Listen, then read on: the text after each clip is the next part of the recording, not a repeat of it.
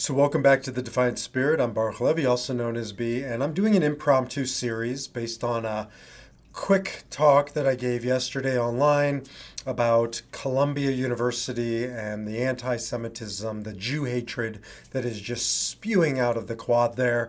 It's also at New York University, it's at Yale, it's at Harvard, it's at Stanford.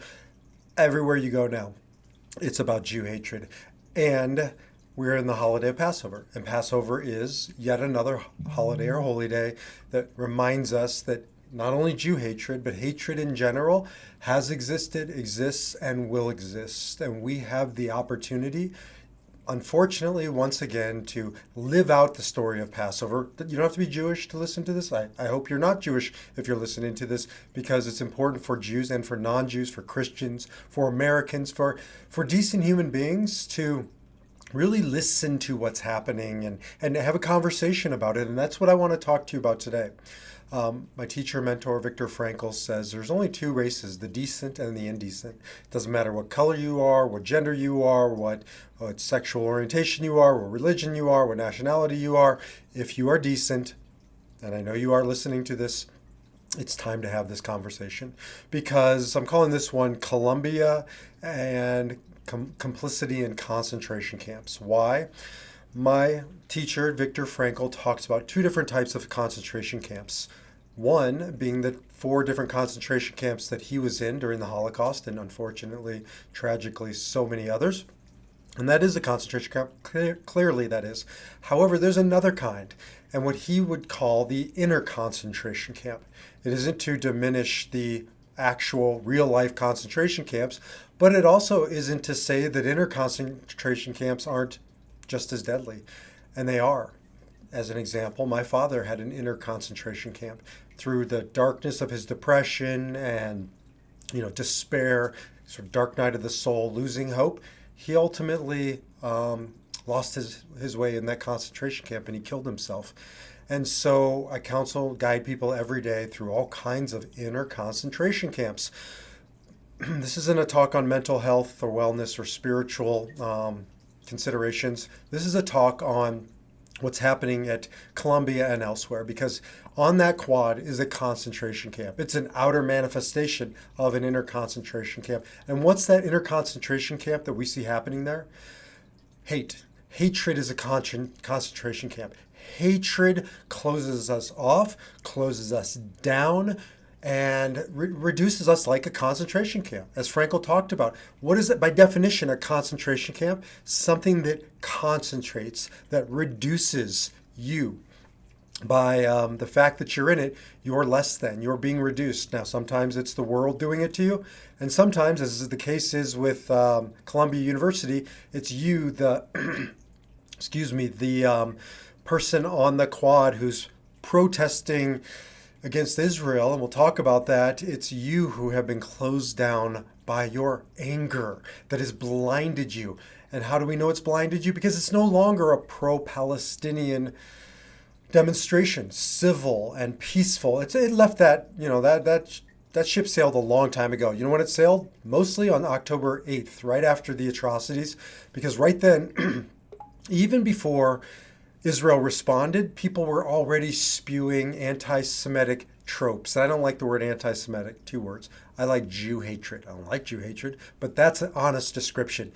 You were hating Jews even before Israel's response. It went from pro-Palestinian, anti-Israel, to pro-Palestinian, to pro-Hamas, to anti-Jew, to gas the Jews, to river to the sea, which is the same thing as gas the Jews. It's the call for extermination of the Jewish homeland, the Jewish people, and it doesn't stop there. Because you know what they're yelling at Columbia University as I record this today on the first day of Passover? They're yelling, go back to Poland. They're yelling different tropes of kill the Jews, murder the Jews, get them out, kick the Jews out. This is not a new refrain. This is as old as time.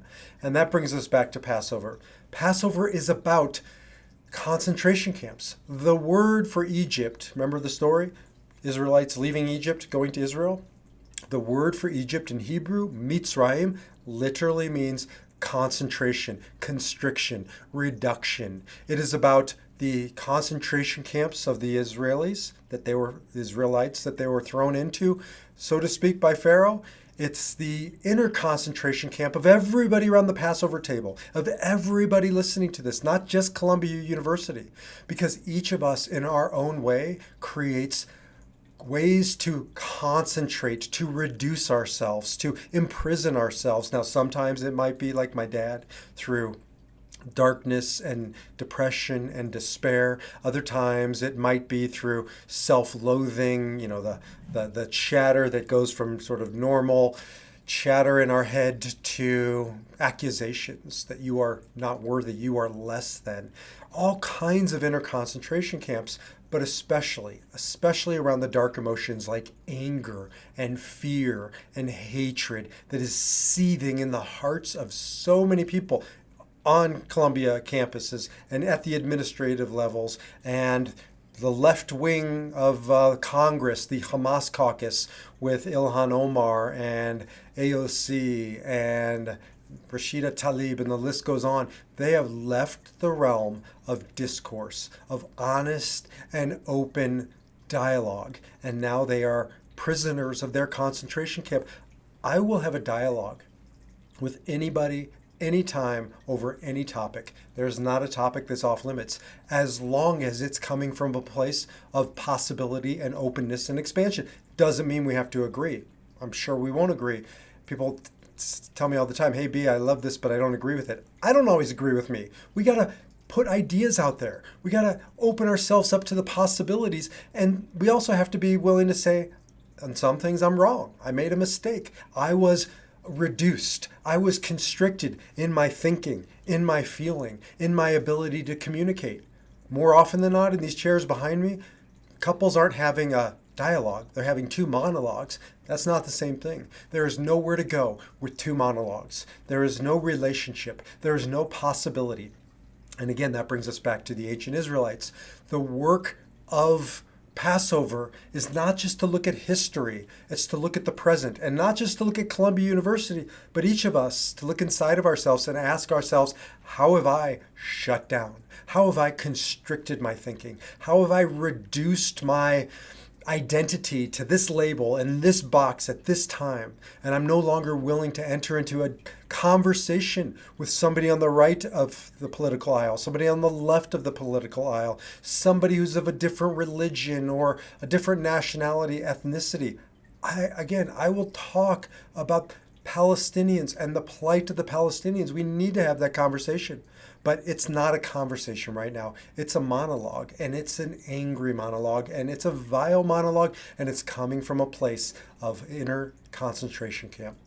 Again, whether or not you are part of that conversation or not, each and every one of us has an inner concentration camp, and we have to stand guard against it. We have to liberate ourselves, not just from ancient Israel or ancient Egypt and the journey from Egypt to Israel, and not just out on the college campuses and help liberate those so those become places of honest, open dialogue and safe havens for Jewish students. They're not right now. As an aside, Columbia canceled classes.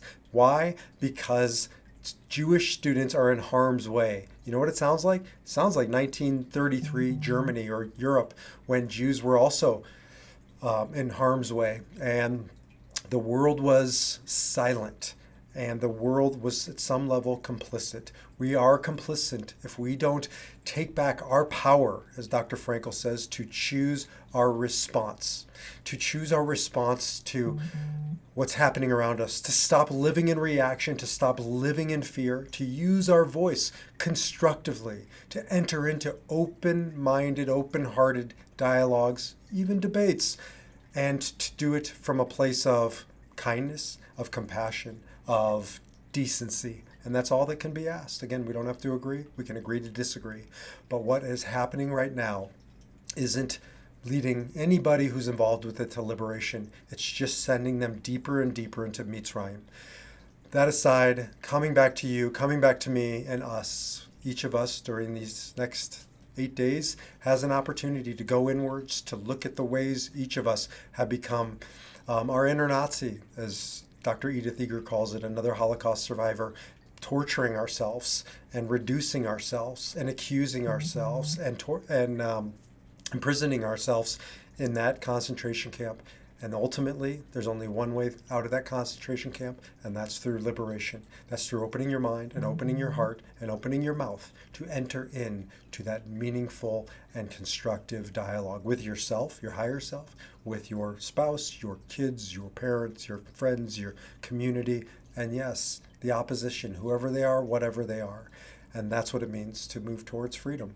Every night we're going to be looking at a different aspect of Passover, again, for Jews, for Christians, for Americans, for atheists, for anybody who wants to make sure that they're living in the land of the decent and putting an end to the indecency that's happening all around us, again, on those college campuses, but in our own way, not on that topic, in different ways inside of us. And so this is about liberation. I will see you tomorrow in the next installment of 8 Days to Freedom.